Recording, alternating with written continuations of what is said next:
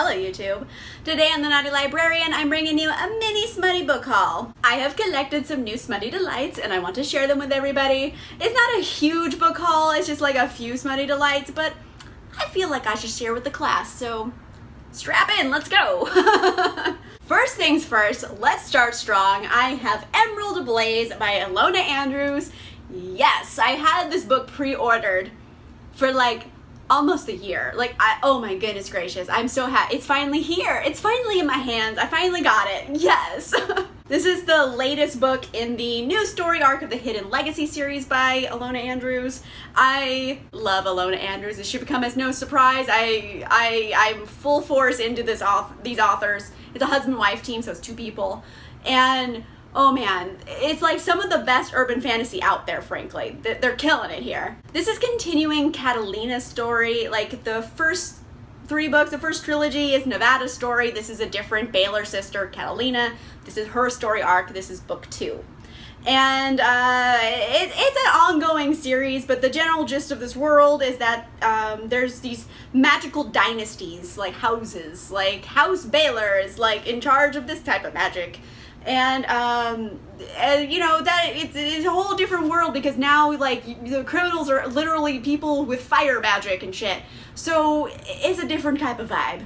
And there's also inter-house politics because, you know, these are magical dynasties, and all of it's really, really like cool, the backstory here, and in particular we're following Catalina's story arc, and she is trying to prevent this serum from getting out into the world further because it's a serum that like awakens latent abilities, and it makes people like godlike magic, and it's in the wrong hands. Obviously that's a bad thing. So she's kind of like fighting crime. She's also the head of the family now for reasons, and yeah, Catalina's really, really cool. Like, she's very quiet and she's kind of hard to get to know, but I feel like she has layers, she has depth, and I don't know. Some people weren't sold on Catalina in book 1, but like I was very intrigued. I'm so interested in her as a character. So yes, I'm so excited.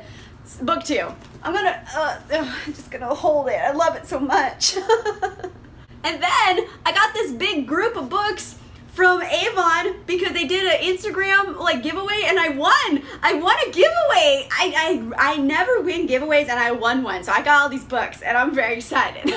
First things first, I picked up Suddenly You by Lisa Kleypas. This has a heroine named Amanda who's a novelist. So I'm Amanda, a Naughty Librarian. I feel like a kinship already growing, and she is like almost 30, she's unmarried, she's untouched, and she's like, okay, I'm not hitting 30 without having had sex. So she kind of like gets herself a little birthday present, which is a male prostitute, and she's like, sup? And then the guy, he's like, I like you, so it's one of those stories. Hopefully this sounds really cute and fun, kind of a Pretty Woman type vibe. I'm into it. Let's go. I also got a copy of My Highland Rogue by Karen Ranney. This kind of gives me Wuthering Heights vibes a bit. We're following Jennifer and Gordon. Jennifer is a lady, and then Gordon is this boy that she's grown up with forever. He's the gardener's son, so obviously forbidden, but like they loved each other. And then Gordon gets sent away, and then they keep in touch through letters for like 5 years, and she's still waiting for him. And then he finally comes back, and then they're both kind of like, well, I don't know if we should pursue something. And I was just like, you wrote this guy for 5 years, jump on it. So anyway, sorry, that might be a bit too modern of thinking for this world, but so he comes back and he's like made something of himself. He has money now, and they're gonna decide whether or not they want to be together. And it's like, fucking duh, you should be together. You wrote for 5 years, like that is some sexual tension. You just need to bang it out, okay? There you go. Sorry, I got equally as frustrated with Wuthering Heights, so I don't know. I mean, I haven't read anything from Karen Ranney before, so maybe it's pretty good. I don't know. I got it for free. I got nothing to lose. I also got a copy of Would I Lie to the Duke by Eva Lee. This is the sequel to My Fake Rake, and honestly, it's kind of just made out of like rom-com tropes. It's kind of loosely based around like 80s rom-coms. When you read the book, you're like, oh, like this is an 80s movie, but set in like the Regency era. So this is about a entrepreneurial woman, I think is a nice way of saying it. She's not a lady of means, but she's pretending to be one in order to gain investors. And then she meets this duke, and she's like, hey, have you heard about X and X product that I'm making? And he's just like, tell me more, but also take your top off. It's one of those stories. It's kind of like a Cinderella scheme. Time is running out. She's going to be found out eventually for this.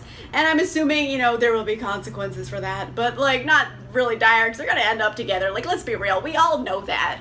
But, you know what? I did kind of like My Fake Rake. It wasn't the best book, but, it was kind of adorable. It was just, nerds falling in love, which cute. And this one is, continuation of that. The Duke in this was, the friend who was coaching their nerd boy in book 1 on how to be cool. So you kind of like him throughout the book, and I'm interested in seeing his story, especially when I got the book for free, so that kind of just settles it. Obviously, I'm going to read this. I think I wouldn't have gone out of my way to buy the book, but now that I have it, I'm very excited. You know what I mean? So, it came to me because I should read it. It's like fate. It's kismet. I don't know. But, yeah, it's going to be cute. I'm excited. I also got a copy of The Care and Feeding of Waspish Widows by Olivia Waite. I just read The Lady's Guide to Celestial Mechanics recently, and this is a loose sequel to. It's just different characters from that world getting together. It's not really a direct sequel. But I really, really liked her other book. It's a FF historical romance, and I like that it wasn't trying to be anything besides an FF romance. It felt like two women falling in love. There wasn't any tropes they were trying to do and just trick us, because there's a lot of tropes that happen in male-female romances that get used in same-sex romances that don't really work. They just made one of the partners the same sex. So in her book, they didn't try to do that. They let these two characters be, women, and they had a nod to all those tropes you've seen before, but they didn't follow the tropes. So I really enjoyed that. And this is another book, another FF historical romance. So this is Penelope and Agatha. Agatha is a widow. She's running a printing business, and one day she realizes, oh my gosh, there are thousands of bees in my attic. That's a problem. And then in comes Penelope, a saucy beekeeper. And I was like, oh my gosh, a saucy beekeeper? What? So I assume Penelope comes in and takes away the bees and also takes Agatha's heart.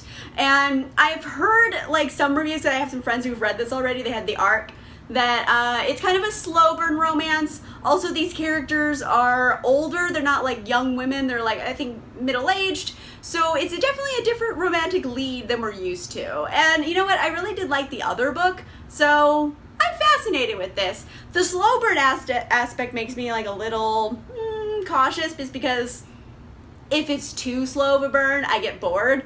So we'll see. But I did like the other book a lot, so I am very optimistic that I might like this as well.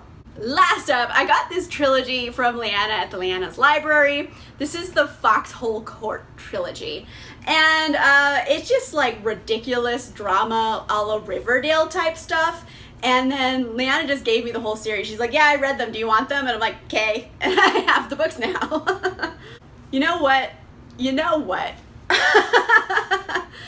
I'm just going to read you the back blurb on the beginning book of the series, Foxhole Court, because it is insane with drama. I'm just going to read it to you. I can't even synopsize it better.